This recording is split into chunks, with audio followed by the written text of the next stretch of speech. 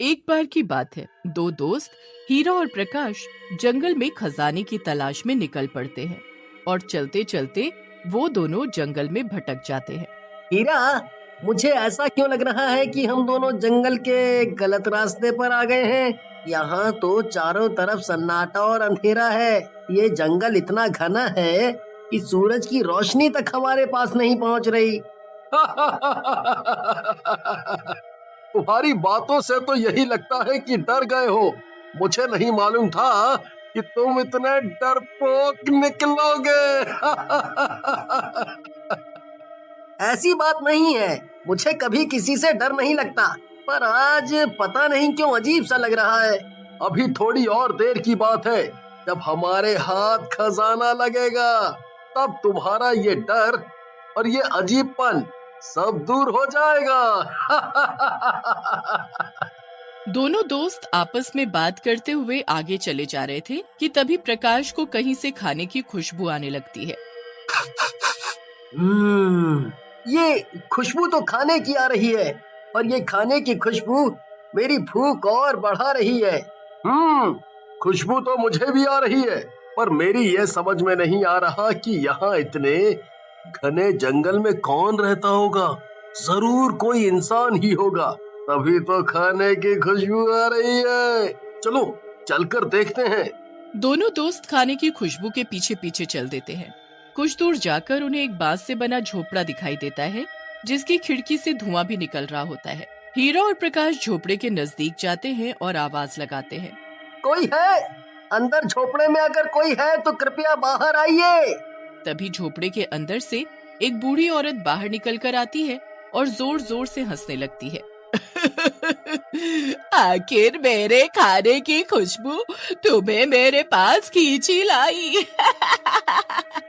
मैं भी क्या करूं? मैं खाना जो इतना स्वादिष्ट बनाती हूँ। वो सब बाद में, पहले ये बताओ कि तुम इतने घने जंगल में अकेली क्या कर रही हो? तुम्हें डर नहीं लगता यहाँ? नहीं, मुझे डर नहीं लगता, और मैं यहाँ अपने लिए नहीं, तुम जैसे राहगीरों के लिए रहती हूँ। यहाँ जंगल में जो भी आता है खो जाता है। खोने के बाद वो भूखा प्यासा यहीं जंगल में तड़प तड़प कर अपना दम ना तोड़ दे, इसलिए मैं उन सब के लिए यहाँ खाना बनाती हूँ। ये मेरा छोटा सा बांस का ढाबा है। क्या तुम दोनों मेरे ढाबे का खाना खाना पसंद करोगे? मैं खाने के कोई पैसे नहीं लूंगी, जितना मन करे पेट भर कर खाना। बूढ़ी औरत दोनों को अपने बांस से बने ढाबे के अंदर ले जाती है और उनके लिए खाना परोसती है। हीरा और प्रकाश को खाना बहुत स्वादिष्ट लगता है। काकी, आप खाना बहुत स्वादिष्ट बनाती हो। मेरा तो पेट भर गया, पर मन नहीं, इसीलिए मैं तो और खाऊंगा। मैंने इतना स्वादिष्ट खाना पहले कभी नहीं खाया। दोनों दोस्त खाने में व्यस्त थे कि तभी खाते खाते उन दोनों के शरीर में कुछ अजीब सा होने लगता है। ये क्या हो रहा है? मुझे घुटन सी महसूस क्यों हो रही है? तभी बूढ़ी औरत चुड़ैल में बदल जाती है, दिखने में बहुत डरावनी। प्रकाश, ये कोई बूढ़ी काकी नहीं, ये तो कोई चुड़ैल है। मुझे पैसे नहीं चाहिए, मुझे कुछ और चाहिए। पूछोगे नहीं कि मुझे क्या चाहिए? हाँ, तुम्हें क्या चाहिए बताओ। हमारे पास जो है हम सब तुम्हें दे देंगे। और हाँ, हम इस जंगल में खजाना खोजने आए थे, वो भी हम तुम्हें दे देंगे मिलने पर। खजाना? मेरा ही खजाना मुझे देने चले हो? यहाँ कोई भी आता है मुझसे बचकर नहीं जाता। देखो जरा अपने आप को। तभी दोनों बहुत छोटे हो जाते हैं, बिल्कुल मक्खी के बराबर। ये तुमने हम दोनों का क्या कर दिया? हमें कीड़ा मकोड़ा क्यों बना दिया? मुझसे ज्यादा बहस करने की कोई जरूरत नहीं। ज्यादा बोलोगे तो अपने पैरों से मसल दूंगी तुम्हें। चुड़ैल उन दोनों को एक कांच के कार में बंद कर देती है। उसके बाद वो चुड़ैल फिर से अच्छा खाना बनाने में लग जाती है। मेरा ढाबा है सबसे न्यारा, एक बार जो मेरे हाथ का बना खाना खाए तो खाता ही जाए। हीरा, इस चुड़ैल ने हमें एक तो इतना छोटा कर दिया है, ऊपर से हम दोनों को इस जार में बंद कर दिया। मेरा यहाँ दम घुट रहा है। हम बहुत छोटे हो गए हैं। अगर हम किसी से मदद भी मांगे तो कैसे मांगे? हमारी आवाज जंगल से बाहर तो क्या इस जार के बाहर तक भी नहीं जाएगी। इसीलिए अब हम कुछ नहीं कर सकते। 2 दिन बीत जाने के बाद जंगल में एक पांडु नाम का आदमी खाना बनाने के लिए लकड़ियां लेने आता है। तभी उसकी नजर चुड़ैल के ढाबे पर पड़ती है। जंगल के बीचों बीच ये क्या है? कौन होगा वहाँ? और उसमें से तो धुआं भी निकल रहा है। पांडु, मुझे तो कुछ गड़बड़ सी लग रही है, इसीलिए निकल चल यहाँ से। चुड़ैल पांडु को देख लेती है और पांडु को वो जाने नहीं देती। उसका रास्ता रोककर खड़ी हो जाती है। मेरे ढाबे का खाना खाए बगैर तुम कैसे जा सकते हो? मैंने तुम्हारे लिए बहुत ही स्वादिष्ट खाना बनाया है, चलो अंदर। नहीं, मुझे नहीं खाना, मेरा पेट भरा हुआ है। मैं खाना खाकर ही घर से निकला था। पांडु के न कहने से चुड़ैल बहुत गुस्सा हो जाती है और जबरदस्ती पांडु को खींचती हुई अपने ढाबे में ले जाती है और जबरदस्ती उसे खाना खिलाती है। मेरा पेट भर चुका है। अब जाने दो मुझे, जाने दो। जाओ जाओ, भागो, अगर भाग सकते हो तो भाग जाओ। तभी पांडु बहुत छोटा हो जाता है और भाग नहीं पाता। ये तुमने मेरा क्या हाल बना दिया। अब मैं अपने घर कैसे जाऊंगा? अपने बच्चों से कैसे मिलूंगा? चुड़ैल उसे भी एक जार में बंद करके एक कोने में टांग देती है। तभी ढाबे पर एक बहुत सुंदर सी लड़की आरती आती है और वो चुड़ैल को माँ कहकर पुकारने लगती है। माँ, मैं आ गई। बहुत दिन लगा दिया मेरी बेटी तुमने। तुम्हें पता नहीं कि तुम्हारी माँ को तुम्हारी हर पल कितनी याद आई। आजा मेरी बेटी, अपनी माँ के गले लग जा। माँ, एक बात बोलूं? हाँ मेरी बेटी, बोलो। माँ, ये ढाबा जंगल में नहीं चलेगा, इसे बंद कर दो। वैसे भी यहाँ जंगल में कौन आएगा हमारा खाना खाने? बेटी, तुम्हें नहीं पता कि हमारा ये ढाबा कितना मशहूर हो गया है। हमारे ढाबे पर खाना खाने लोग दूर दूर से आते हैं। तुम देखना, एक दिन ये ढाबा जंगल को एक शहर में बदल देगा। यहाँ चारों तरफ पेड़ पौधे, नहीं, गाड़ियाँ और बड़े बड़े मकान होंगे। ठीक है माँ, अब मुझे खाना खिला दो क्योंकि मुझे बहुत भूख लगी है। चुड़ैल आरती के लिए जल्दी जल्दी खाना बनाती है और उसे अपने हाथों से खिलाती है, क्योंकि आरती खुद से नहीं खा सकती थी, क्योंकि आरती के दोनों हाथ नहीं थे। सुबह का समय था, आरती सोई हुई थी।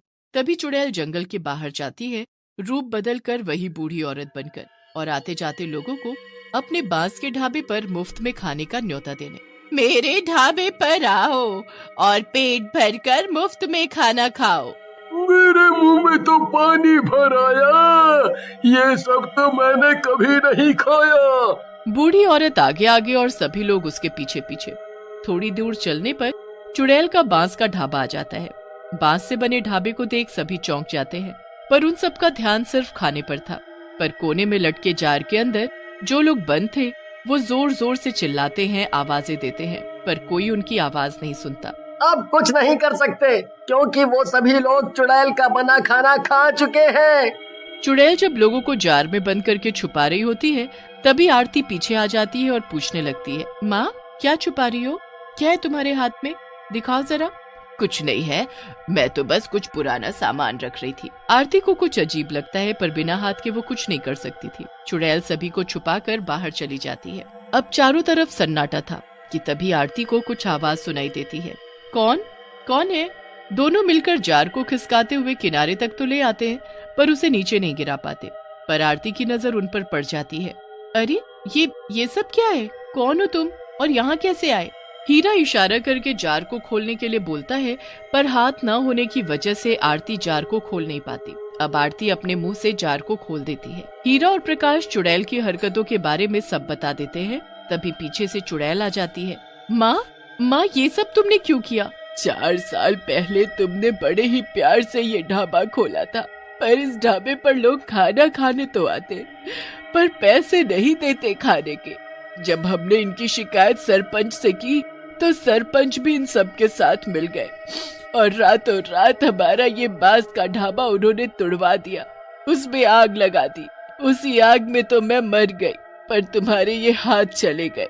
बस मैं तुम्हारे साथ रहकर इन सब का बदला लेती रही। माँ तुम बहुत अच्छी हो, पर जो हुआ सो हुआ, इन सबको छोड़ दो, जाने दो। बेटी की बात मानकर चुड़ैल सभी को पहले जैसा कर देती है और जाने देती है। एक बार की बात है, एक शहर में घर घर टिफिन नाम की एक गुमनाम टिफिन सर्विस बहुत मशहूर हो रही थी। इस टिफिन सर्विस को कौन चला रहा था ये कोई भी नहीं जानता था, पर इस टिफिन सर्विस के बहुत कस्टमर्स थे और सब जानना चाहते थे कि इतना अच्छा खाना भला कौन बना रहा है। जब भी कोई टिफिन ऑर्डर करता, टिफिन उसके घर के बाहर पहुंच जाता था और ऑर्डर करने वाले डिलीवरी मैन को भी कोई नहीं देख पाता था। एक बार सिया नाम की एक लड़की थी जिसका हाल ही में इसी शहर के एक मशहूर कॉलेज में एडमिशन हुआ था। सिया का दिमाग हमेशा उल्टी सीधी चीजों में लगा रहता था। सिया एक यूट्यूब चैनल चलाती थी जिस पर वो हमेशा अजीबोगरीब रहस्यमयी चीजों और भूतिया जगहों के बारे में डाला करती थी। सिया को व्यूज भी बहुत मिलते थे। सिया इस शहर में नई थी, इसलिए वो रूम किराए पर लेकर रह रही थी। एक दिन वो अपनी फ्रेंड से बात कर रही थी। अरे यार पिंकी, मैं तो ये रोज रोज बाहर कैंटीन का खाना खाकर न थक गई हूँ। देखो मुझे, मैं कितनी पतली होती जा रही हूँ और इस तरह चला तो मैं जल्दी ही हॉस्पिटल में मिलूंगी तुम्हें। अरे तो तुम वो टिफिन सर्विस लेना क्यों नहीं शुरू कर देती, घर घर टिफिन। तुम्हें पता है आधा शहर उसी टिफिन सर्विस से टिफिन मंगाता है। अच्छा, तो इस टिफिन सर्विस का मालिक कौन है पिंकी? वो तो कोई भी नहीं जानता। क्या? हाँ, अरे सिया, लोग इस टिफिन सर्विस को गुमनाम टिफिन सर्विस भी कहते हैं। इसका खाना तो लाजवाब होता है और स्टूडेंट्स के लिए सस्ता भी, पर इसे चलाता कौन है वो नहीं पता। तो मैं कॉल किसे करूं? अरे वो तो इस टिफिन सर्विस की वेबसाइट ऑनलाइन अवेलेबल है। तुम वहां जाकर अपना नाम और एड्रेस डाल दो और पेमेंट भी ऑनलाइन कर दो और तुम्हारा टिफिन तुम्हारे दरवाजे पर पहुंच जाएगा। वाह, ये तो सही है, फिर मैं भी इसे ट्राई करूंगी। ओके सिया, चलो मैं चलती हूँ। पिंकी के जाने के बाद सिया भी घर निकल जाती है। सिया घर पहुंचते ही उस टिफिन सर्विस की वेबसाइट को खोलती है और अपना नाम और एड्रेस डाल देती है। कुछ ही देर में उसके घर की डोरबेल बजती है। सिया दौड़कर डोर खोलती है, पर बाहर उसे कोई भी नहीं दिखता है तो बस एक टिफिन बॉक्स जो कि जमीन पर रखा था। उसे वहां रखकर कौन गया ये सिया नहीं देख पाती। अरे आखिर इतनी स्पीड में टिफिन को यहाँ रखकर गया कौन? छोड़ो, मुझे क्या, पहले टिफिन खाकर देखते हैं आखिर ये है कैसा। सिया टिफिन को उठाती है और अंदर रूम में चली जाती है।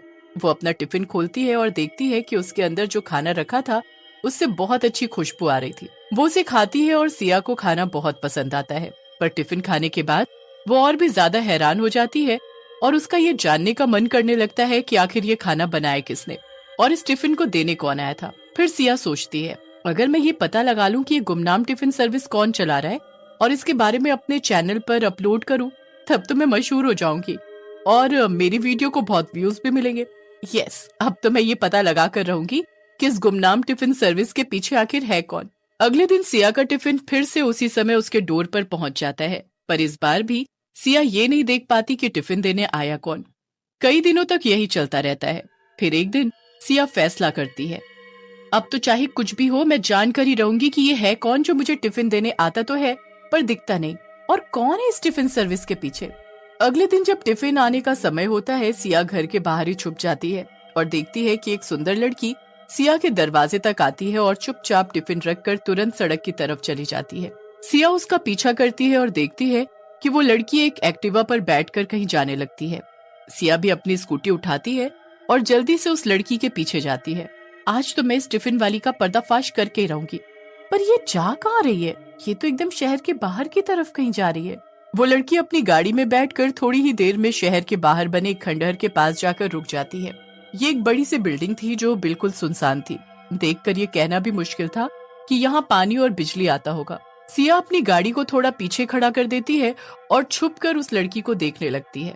लड़की बिल्डिंग के अंदर अरे ये इस खंडहर जैसी दिखने वाली बिल्डिंग के अंदर क्यों जा रही है? यहाँ पर भला कोई टिफिन सर्विस कैसे चला सकता है?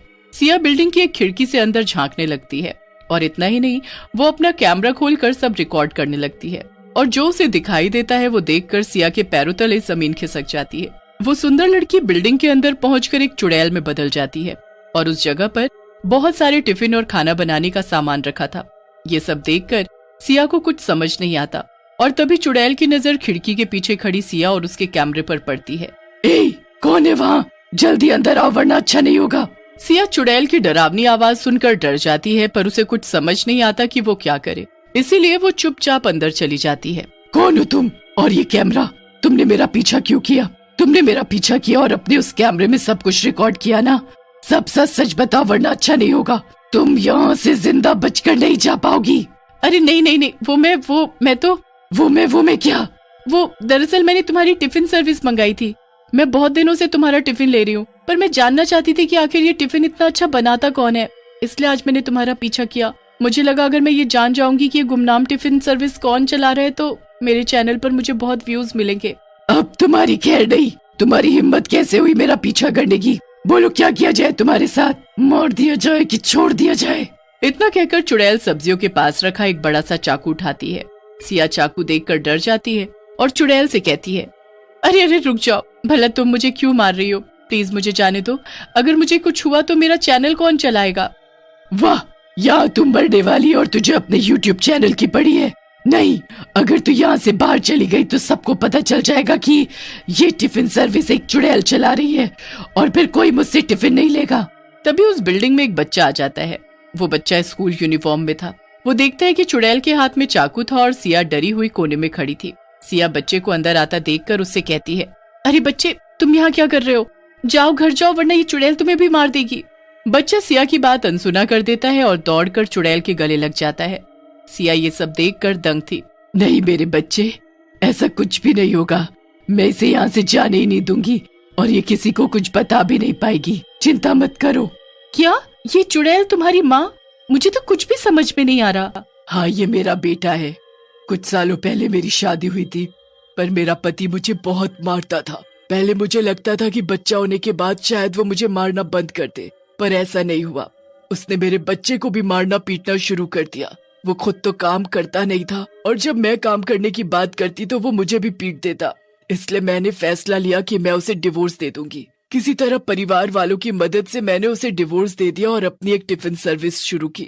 पर मैं काम कर रही हूँ और खुश हूँ ये जानकर, जैसे उसका सुख चैन चला गया। उसने गुस्से में आकर मुझे और मेरे परिवार को मार डाला। मेरा बेटा उस वक्त स्कूल में था इसलिए बच गया और मैं चुड़ैल बन गई। अपने बेटे की चिंता की वजह से मैं इसे अपने साथ इस खंडहर में ले आई। यहाँ मेरा पति मेरे बच्चे को नहीं ढूंढ सकता था और मैं इसे अच्छे से पढ़ाना लिखाना चाहती थी और उसके लिए मुझे पैसे चाहिए थे। इसलिए मैंने ये टिफिन फिर से शुरू किया। अगर सबको पता चल गया कि मैं चुड़ैल हूँ तो कोई मुझसे टिफिन नहीं लेगा और फिर मेरा बच्चा अनपढ़ रह जाएगा और भूख से मर जाएगा। मैं सब समझ गई, तुम चिंता मत करो चुड़ैल। मैं इस सब के बारे में किसी को नहीं बताऊंगी और तुम अपनी टिफिन सर्विस ऐसे चला सकती हो जैसे तुम अब तक चला रही थी। मुझे माफ कर दो, मैं वो वीडियो डिलीट कर दूंगी, प्रॉमिस। ठीक है, तुम जा सकती हो, पर अगर तुमने वो वीडियो कहीं डाली या किसी को इस बारे में बताया तो। नहीं नहीं, मैं ऐसा कुछ नहीं करूंगी और उम्मीद है कि मेरा टिफिन मुझे टाइम से मिल जाएगा। दोनों हंसते हैं और सब ठीक हो जाता है। इसी तरह गुमनाम टिफिन सर्विस हमेशा के लिए गुमनाम ही रहती है।